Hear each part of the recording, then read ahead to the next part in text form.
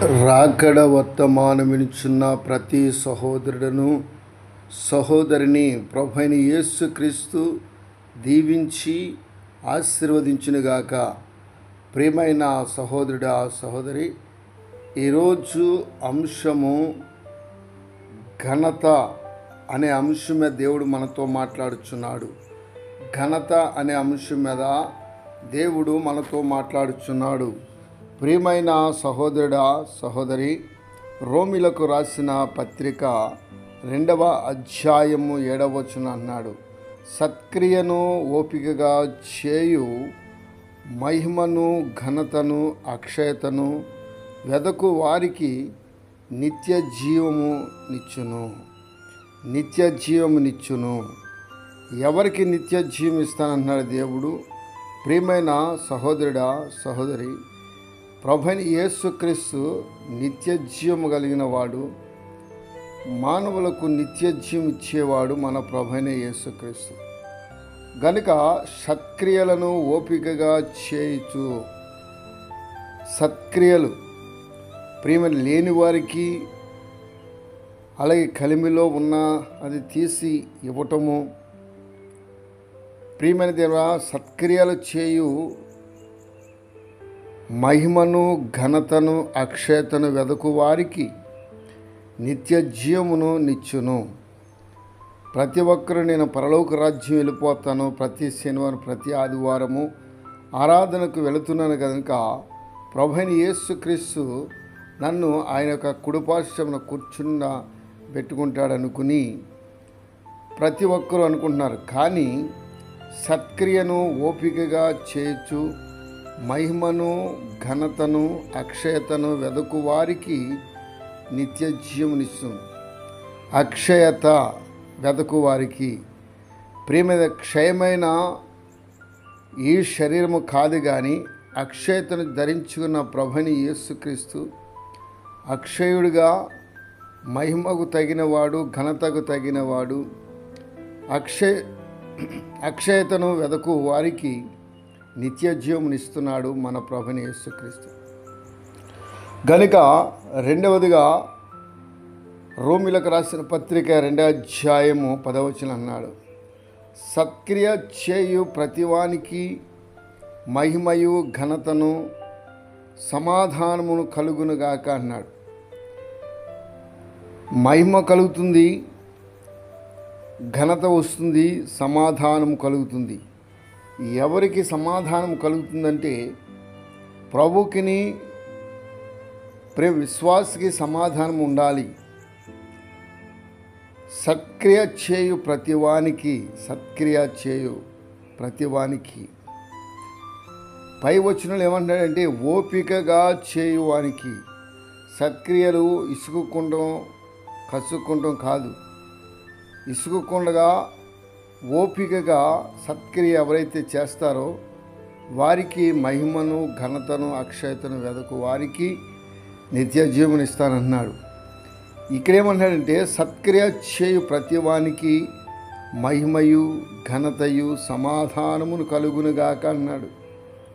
ఎవరైతే సత్క్రియ చేయుచున్నారో, ఎవరైతే క్రీస్తు చెప్పినట్లుగా నడుస్తున్నారో, ఇతరులను ప్రేమిస్తున్నారో, ఆహారం లేని వారికి ఆహారమే పెడుతూ, వస్త్రహీనుడిగా ఉన్నవారికి వస్త్రాలు ఇవ్వటం, అలాగే ప్రియమైన దేవుని దిక్కుమాలిన వారిని ఆదరించటము, దరిద్రులకు ఆహారం వస్త్రమును ఇవ్వటం, ఇటువంటి సత్క్రియలు చేస్తే ఎవరైతే చేస్తారో వారికి ఘనత దొరుకుతుంది, సమాధానం కలుగుతుంది. గనుక మనమందరము కూడా శాస్త్రం అనుకుంటాం కానీ చెయ్యము. ఇసుకకూడదు, విసుగుదల ఉండకూడదు. చేస్తున్న పనిలో విసుగుదల అన్నది రాకుండా, విసుక్కోకుండా ప్రియమైన ప్రతివానికి మనము చేయాలి. దేవుడు చెప్పినట్లుగా ఏ మనిషి అయితే ఎవరైతే చేస్తారో వారు ధన్యులు. అలాగే మూడవదిగా రోమా 2వ అధ్యాయం 11వ వచనం అన్నాడు, దేవునికి పక్షపాతం అన్నది లేదు. అందరినీ సమానంగా చూస్తున్నాడు. నీతిమంతుల మీద వర్షం కురిపిస్తున్నాడు, అవినీతిమంతుల మీద వర్షం కురిపిస్తున్నాడు. అలాగే పాపుల మీద కూడా వర్షం కురిపిస్తున్నాడు. అలాగే సూర్యుడు కూడా ఉదయిస్తున్నాడు. అందరి మీద సూర్యుడు ఉదయిస్తున్నాడు. నీతిమంతుల మీద, అవినీతిమంతుల మీద, పాపుల మీద, దుర్మార్గుల మీద, అందరి మీద కూడా దేవుడు సూర్యుని ఉదయింపజేస్తున్నాడు. ఆయనకి పక్షపాతం అన్నది లేదు. కొంతమంది అయితే పక్షపాతము చూపిస్తారు. ప్రియమైన దేవుడా, మనుషుల ఎడల, విశ్వాసుల ఎడల కూడా మాట్లాడటంలో, సహవాసం చేయటంలో పక్షపాతముగా ఉంటారు. పక్షపాతం చూస్తారు. పక్షపాతముగా ప్రియమైన దేవుడా పక్షపాతముగా చూస్తారు. దేవునికైతే పక్షపాతం అన్నది లేదు. మనుషుల ఎడల, ప్రపంచంలో మానవుల ఎడల దేవునికి పక్షపాతం అన్నది లేదు. ఆయనకి ప్రేమ ఉంది, ఆయనకి జాలి ఉంది, ఆయనకి దయ ఉంది. కనుక అటువంటి దేవుడు మన ప్రభుని యేసుక్రీస్తు. పక్షపాతం లేకుండా ఎవరైతే ఉంటారో వారు నిత్య జీవమునకు వారసులుగా చేయబడతారు.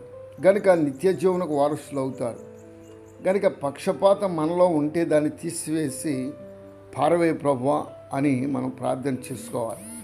కొంతమంది మాట్లాడుతూనే ఉంటారు, కొంతమంది ప్రేమిస్తూనే ఉంటారు, కొంతమంది స్నేహం చేస్తూనే ఉంటారు. కానీ వాళ్ళలో పక్షపాతం ఉంటుంది. పక్షపాతంగా మాట్లాడతారు, పక్షపాతంగా చేస్తారు, పక్షపాతంగా ఇస్తారు. కానీ దేవుడికి అటువంటిది పక్షపాతం అన్నది లేనే లేదు. ఆఖరిగా రోమా పత్రిక 3వ అధ్యాయం 28వ వచనంలో 29వ వచనంలో కూడా చక్కని మాటలు రాస్తున్నాడు. విశ్వాసము వలననే మనుషుడు నీతిమంతుడిగా తీర్చబడుచున్నాడు. విశ్వాసము వలననే మనుష్యులు నీతిమంతులుగా తీర్చబడుచున్నారు. గనుక విశ్వాసం లేకుండా దేవునికి ఇష్టలై ఉండుట అసాధ్యము. విశ్వాసము కలిగి, విశ్వాసములో నిలబడి, విశ్వాసముతో దేవుడి వెదకి, దేవుడు నా పక్షమున ఉన్నాడని, ప్రభునందు దేవుడు నాకు ఈ కార్యము చేస్తాడని విశ్వాసం ఉంచి, నన్ను స్వస్థపరుస్తాడని, నా కుటుంబమును ఆశీర్వదిస్తాడని, నేను చేస్తున్న పని ఫలింపచేస్తాడని, నేను ఏది అడిగితే దేవుడు అది ఇస్తాడని విశ్వాసముతో కూడిన ప్రార్థన చేసి దేవుడిని అడిగినప్పుడు దేవుడు ఇస్తాడు. మన దగ్గర డబ్బు ఉంది కదని మన దగ్గర అహంభావము కలిగి ఉండకూడదు. మనకు ఈ లోకమున ప్రజలు కూడా విశ్వాసంతో కూడిన ప్రార్థన వారు చూడరు. ప్రియమైన దేవుడా, డబ్బు కలిగి, ధనము కలిగి వారు ఎక్కడికే నడమంటే అక్కడికి వెళ్ళిపోతారు వీళ్ళు. అటువంటిది కాదు. విశ్వాసం వలననే మనం నీతిమంతులుగా తీర్చబడాలి. అబ్రహాము విశ్వాసం వలననే విశ్వాసులకు తండ్రి అయ్యాడు. విశ్వాసము కలిగి దేవుడిని అడిగాడు. అలాగే ఇప్పుడు మనం కూడా విశ్వాసం వలనే మనుష్యులు నీతిమంతుడిగా తీర్చబడతాడు. అపోస్తలుడైన పౌలు రోమీయులకు రాసిన పత్రికలో మాట్లాడినట్లుగా మనమందరం కూడా విశ్వాసము కలిగి నిత్య జీవమునకు వారసులు అవ్వాలని దేవుడు కోరిక. కనుక విశ్వాసము లేకుండా దేవునికి ఇష్టలై ఉండుట అసాధ్యము. విశ్వాసంతో కూడిన ప్రార్థన చేయాలి. విశ్వాసంతో ఏదైనా సాధించాలి. విశ్వాసముతో దేవుని యొక్క పనిని చేయాలి. విశ్వాసముతో మనము నీతిమంతులుగా తీర్చబడాలి. కనుక మనం విశ్వాసము కలిగి దేవుని అడిగి ప్రతిదీ కూడా విశ్వాసం ద్వారా పొందుకోవాలని దేవుని పేడ మనం చేస్తున్నాం. కనుక మనకు ఘనత రావాలంటే, మనకు దేవునిలో ఘనత రావాలంటే, ప్రజల్లో ఘనత రావాలంటే సత్క్రియను ఓపికగా చేయొచ్చు. సత్క్రియలను ఓపిక చేయాలి. అలాగే సత్క్రియ చేయు ప్రతివానికి మహిమ ఇస్తానన్నాడు, ఘనత ఇస్తానన్నాడు, సమాధానం కలుగుతుందన్నాడు. అలాగే దేవునికి పక్షపాతం లేదన్నాడు. అలాగే విశ్వాసం వలననే మనుష్యులు నీతిమంతులుగా తీర్చబడతాడన్నాడు. కనుక ఇటువంటి దేవుడిచ్చిన వాగ్దానాలని మనము జ్ఞాపకం చేసుకుంటూ ప్రభువైన యేసుక్రీస్తు యొక్క రాకడ త్వరగా రాబోతుంది. కనుక ఇప్పుడు యుద్ధాల మీద యుద్ధాలు జరుగుతున్నాయంటే ప్రభు యొక్క రాకడ సూచనలు జరుగుతున్నాయి. వస్తున్నాడు కనుక ఆయన దొంగ వల్లే వస్తానన్నాడు.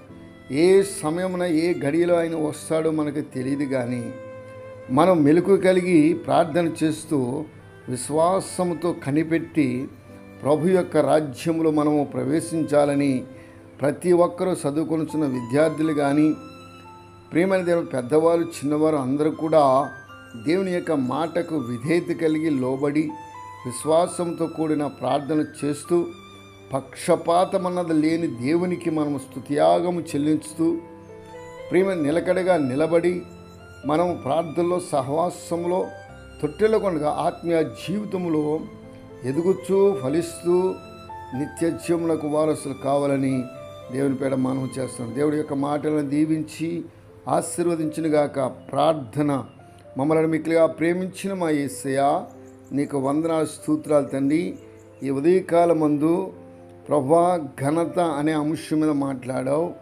విశ్వాసం కలిగి ఉండమంటున్నావు, సత్క్రియలు చేయమంటున్నావు, సత్క్రియ ఓపికగా చేయమంటున్నావు నాయన. మా విశ్వాసముతో మరి నీతిమంతులుగా తీర్చబడాలంటున్నావు ప్రభువా. ఇటువంటి అన్నీ కూడా మేము ఓపికగా చేయటానికి వినుచున్న ప్రతి కుటుంబమునకును సహోదరుడికి విద్యార్థులకును నాయన ఓపికగా దయచేసి దాని విశ్వాసంతో కనిపెట్టి ఆయన యొక్క అడుగుజాలు నడిచి నీ రాజ్యంలో చేరటానికి కృప అనుగ్రహించి నడిపించిన ఆయన. అదేవిధంగా నా ప్రభా ఆయన సువార్థికులను, సేవకులను, బిషప్లను, రెవరెండ్లను, సంస్థల యొక్క నాయకులను దీవించి ఆశీర్వదించుము దేవానికి స్తోత్రాలు తండ్రి. ప్రభా అదేవిధంగా కష్టపడి కూలి పని చేసుకున్న వారికి ఆయన ఆశీర్వాదం కలగజేయి దేవానికి స్తోత్రాలు తండ్రి. అలాగే చిన్న చిన్న జాబులు చేస్తున్న వారిని, అలాగే ప్రభా ఇంజనీర్లను, కలెక్టర్లను, సబ్ కలెక్టర్లను, అలాగే ప్రభా నాయన ఇదిగో నాయనానికి స్తోత్రాలు తండ్రి. నాయన ఈ యొక్క పోలీస్ అధికారులను, అలాగే మా దేశ నాయకులను, మా రాష్ట్ర నాయకులను అందరిని కూడా దీవించి ఆశీర్వదించి నీ మహిమ చేత నింపి నడిపించి మడుగుచున్నాను తండ్రి. నాయన నీకే వందనాలు ప్రభా. దేవా ఇదిగో నాయన నీ యొక్క కృప ప్రతి ఒక్కరికి దయచేసి నడిపించి మడుగుచున్నాను తండ్రి. ఇదిగో దేవానికి స్తోత్రాలు తండ్రి. రోడ్డు మీద ప్రయాణం చేస్తున్న బిడ్డల కొరకు ప్రార్థిస్తున్నాను నాయన. నడక ప్రయాణంలో, సైకిల్ ప్రయాణంలో, మోటార్ సైకిల్ ప్రయాణంలో, అలాగే నా ప్రభువా కారుల మీద, బస్సుల మీద, లారీల మీద ప్రయాణం చేస్తున్నారు బిడ్డలు ప్రభువా. నాయనానికి స్తోత్రాలు తండ్రి. అదేవిధంగా నాయన ట్రైన్లోను, నాయన విమానంలోను, అలాగే నా ప్రభు అంతరిక్షాల్లో ప్రయాణం చేస్తున్న వారికి, అలాగే హెలికాప్టర్ల మీద ప్రయాణం చేస్తున్న బిడ్డలకు అందరికీ నీ కాపుదలుంచి నీ కృప తోడుగా ఉంచి నడిపించి మడుగుచున్నాను దేవా. నీకు స్తోత్రాలు తండ్రి. అలాగే నాయన లేలప్పుడు సంఘమును జ్ఞాపం చేసుకో నాయన. నూతన మందిరం మాకు ఇచ్చి ఉన్నావు, దాన్ని ఇంకా ఆశీర్వదించు నాయన. యవనస్తులతో మాట్లాడు, అందరిని మార్చి నాయన. నీకు స్తోత్రాలు తండ్రి. నాయన చదువుకొనిచిన విద్యార్థులు, వాహనాలు కొనుక్కుని వాటి మీద ప్రయాణం చేస్తున్న బిడ్డలకు ఆయన కృప తోడుగా ఉంచి నడిపించమడుగుచున్నాను. తల్లిదండ్రులు లేని బిడ్డలకు తెలివి, జ్ఞానమును, ఆలోచన శక్తిని అనుగ్రహించి ప్రతి ఒక్కరిని అడుగుజాలు నడిపించి దేవానికి స్తోత్రాలు. అలాగే నా ప్రభా నాయన ఈ పరిచర్యను జ్ఞాపం చేసుకో. ఈ పరిచర్యలు పాలు పొందుతున్న ప్రతి కుటుంబం, ప్రతి యవనస్తురాలను కూడా దీవించి ఆశీర్వదించి నాయన. చిన్న చిన్న సేవకులను కూడా నాయన బలపరిచి నాయన నీకు స్తోత్రాలు తండ్రి. ఈ పరిచర్య ఆకుండా కొనసాగించమని, నీ కృపను బట్టి బలపరచమని, నీ హస్తము నాయన ఈ పరిచర్యపై ఉంచుమని, దీవించమని, నూరంతులు అరుదంతులుగా ఫలింప చేయమని యేసుక్రీస్తు యొక్క నామమును అడిగి వేడుకొనుచున్నాను తండ్రి. ఆమేన్.